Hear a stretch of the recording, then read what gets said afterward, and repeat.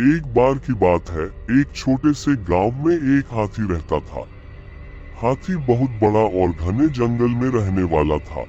वह किसी से नहीं डरता था और लोगों को अपनी शक्ति का एहसास कराना पसंद करता था। गांव में एक कुत्ता भी था। वह कुत्ता छोटा और काफी होशियार था। वह लोगों के यहाँ बच्चों को खुश करने के लिए आया करता था। हाथी और कुत्ता एक दूसरे को पहले नहीं जानते थे, लेकिन एक दिन मिल गए।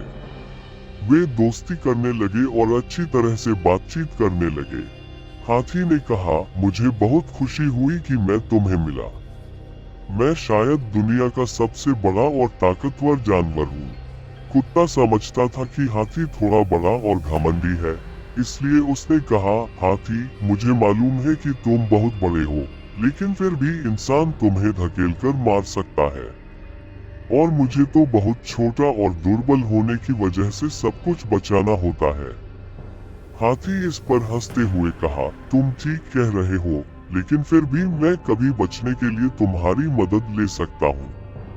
मैं तुम्हें अपनी शक्ति और ताकत से बनाया गया हूँ।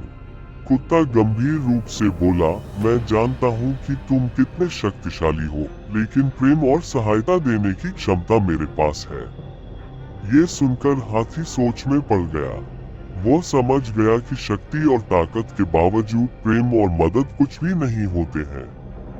हाथी ने खुद को आजमाकर देखने का फैसला किया और वह बच्चों के संगीतान में से एक साझा करने के लिए खुद को मनराने लगा।